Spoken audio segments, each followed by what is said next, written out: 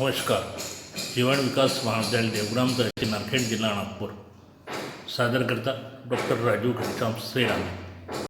मित्रांनो, आज आपण BA भाग 1 सत्र पहिलेमधील आपण रॉबिन्स यांच्या अर्थशास्त्राची व्याख्या आणि त्या संदर्भात आपण विचार करणार आहोत. मित्रांनो, यापूर्वी आपण ॲडम स्मिथ यांची संपत्तीच्या संकल्पनेवरील अर्थशास्त्राची व्याख्या जी आहे ती आपण पाहिली होती. आज आपण प्रोफेसर लिओनेल रॉबिन्स यांची अर्थशास्त्राची जी व्याख्या आहे ती विज्ञानवाद आणि दुर्मिळतेच्या संकल्पनेवरील आधारित ही व्याख्या आपण पाहणार आहोत.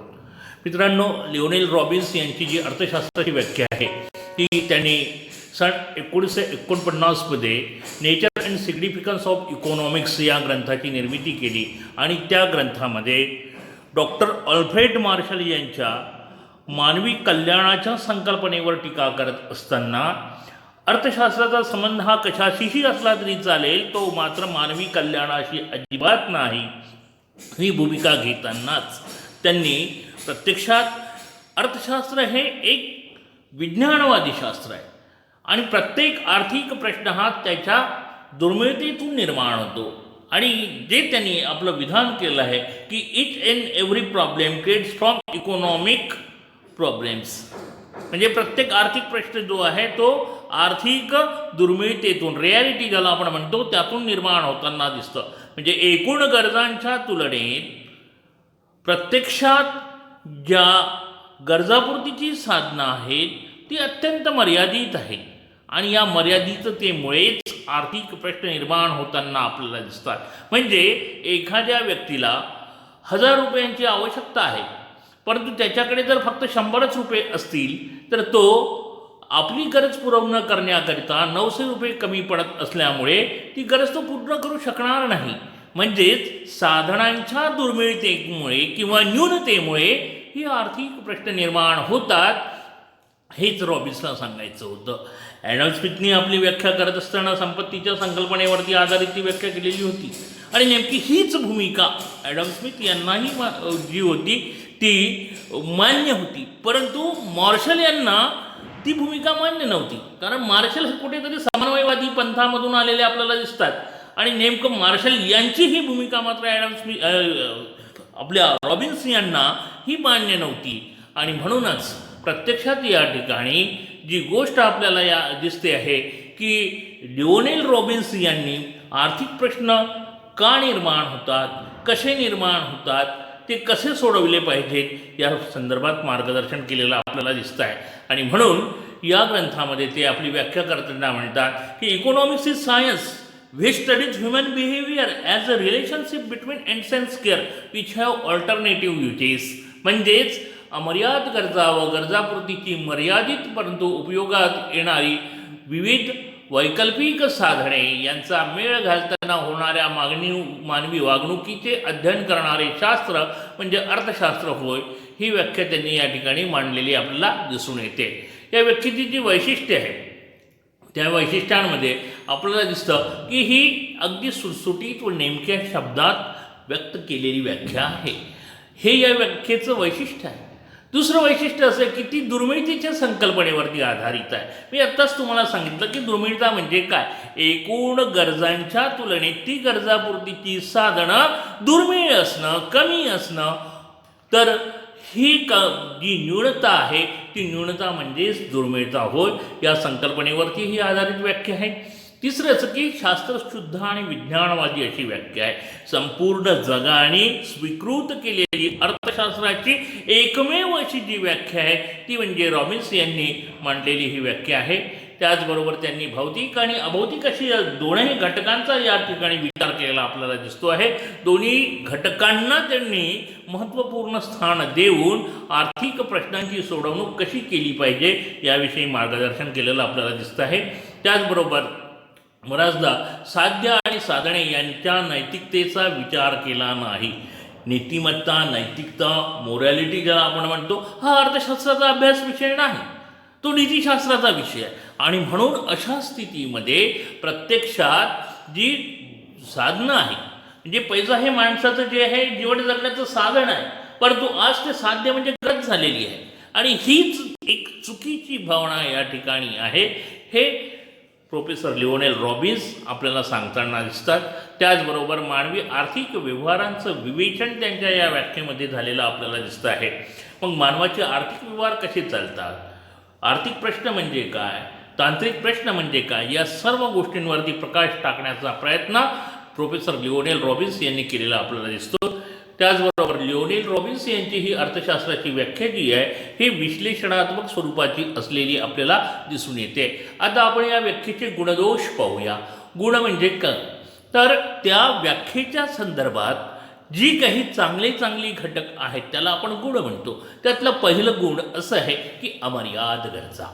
व्यक्तीच्या गरजा ह्या अमर्याद असतात, त्या संपत नाही. व्यक्तीच्या जन्मापासून तर त्याच्या मृत्यूपर्यंत त्याच्या गरजा ह्या सुरूच असलेल्या आपल्याला दिसून येतात. जन्माला आलेला मनुष्य ज्यावेळेस त्याचा अंत होतो तेव्हाच त्याची ती गरज संपताना आपल्याला दिसते. आणि म्हणून ही जी गरज आहे ह्या अमर्याद असलेल्या आपल्याला दिसतात.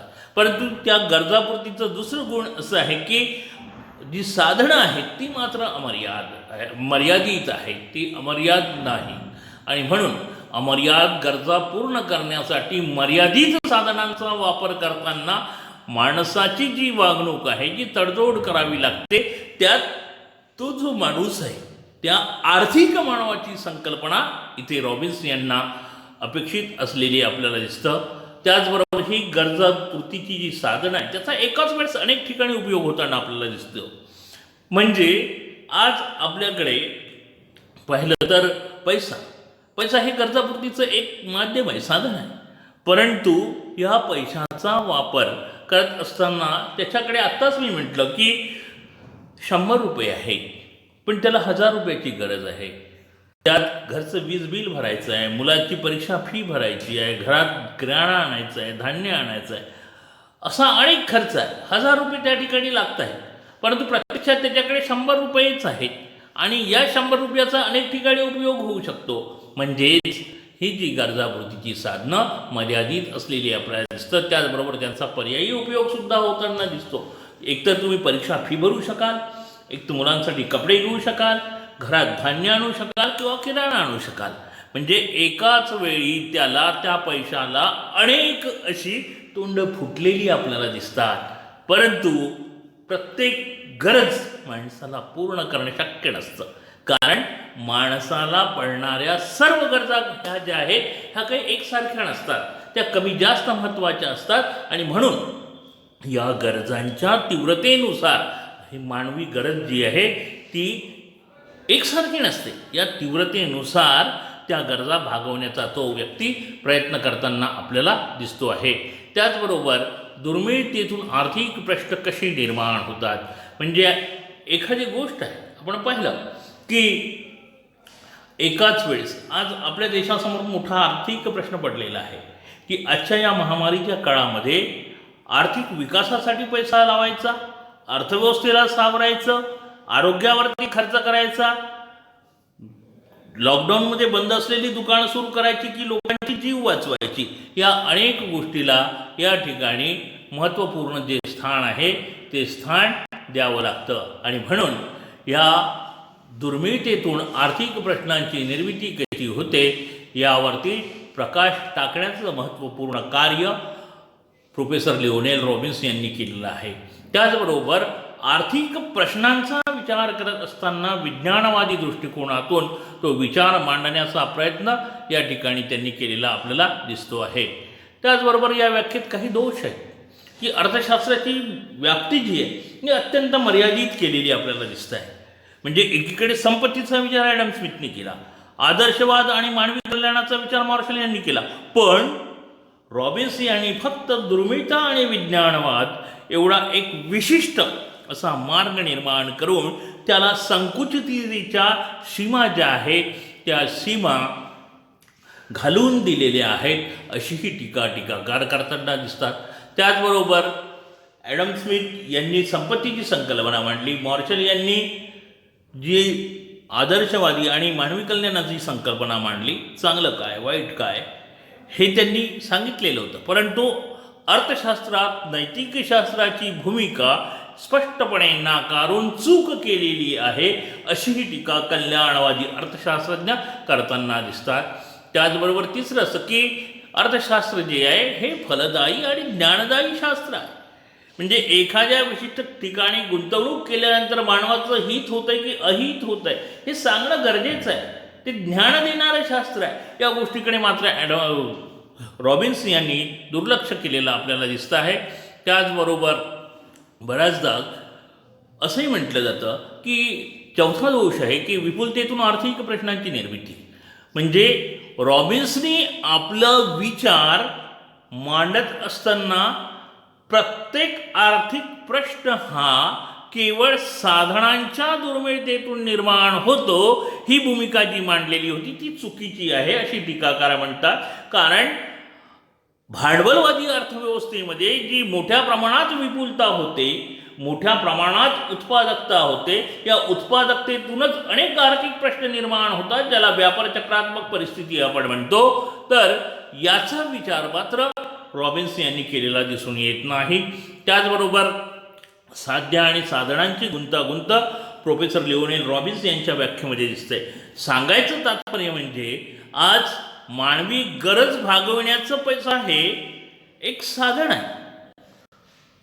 पैसा हे एक साधन आहे, परंतु आम्ही त्याला साध्य समजून बसलो आणि प्रत्येक व्यक्तीची आज धावाधाव जी आहे ती पैशाच्या प्राप्तीसाठी सुरू असलेली आपल्याला दिसून येते. म्हणजे जे काल परवापर्यंत मानवी जीवन जगण्याचं पैसा हे एक जे साधन होतं ते साधन आता साध्य बनलेलं आपल्याला दिसतं आहे.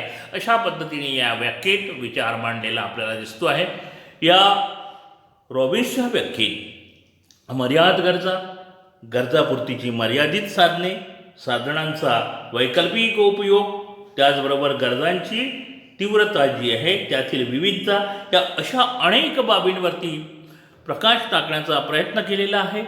या व्याख्येमध्ये काही टीकाकारांनी टीका जरी केल्या असतील तरी या व्याख्येचं महत्त्व कमी होतं असं नाही. या उलट प्रोफेसर लिओनेल रॉबिन्सन यांची ही व्याख्या जगन्मान्य ठरली. अर्थशास्त्राचा मूलभूत पाया ज्याला म्हणता येईल तो अधिक मजबूत करण्याचं महत्त्वपूर्ण कार्य त्यांनी इथे केलेलं आपल्याला दिसतंय. या संदर्भात आपल्याला काही गोष्टींचा विचार करत असताना सारांशाने असं म्हणावं लागेल की रॉबिन्सच्या मते अर्थशास्त्राचा संबंध हा कशाशीही असला तरी चालेल, परंतु नैतिकतेशी मात्र मुळीच नाही. म्हणजेच अर्थशास्त्र हे त्याच्या साध्यांच्या बाबतीत, त्याच्या परिणामांच्या बाबतीत तटस्थ असतं ही भूमिका त्यांनी मांडली. म्हणजे रॉबिन्सच्या मते दारू विकणे हे वाईट की चांगलं आहे हे ठरवण्याचा आपल्याला अधिकार नाही, ते नीतिशास्त्र ठरवेल.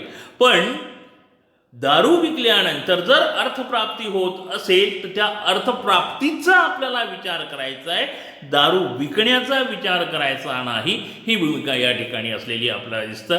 मित्रांनो, या रॉबिन्सच्या व्याख्येच्या निमित्ताने आपण या ठिकाणी जी काही आपली संकल्पना होती आणि त्या संकल्पनेच्या संदर्भात काही अडचणी होत्या त्या दूर करण्याचा आपण प्रयत्न केला आहे. आपली काही प्रश्न आहेत का? जर असेल तर तुम्ही 9499402221 या माझ्या भ्रमणध्वनीवरती आपण कळवा. आपल्याला प्रश्नोत्तराच्या प्रेझेंटेशन म्हणजे डाऊट क्लासमध्ये आपल्या शंका दूर करण्यात येतील. धन्यवाद. सदर प्रेझेंटेशन अर्थशास्त्र विभागाच्या वतीने देण्यात आलेलं होतं.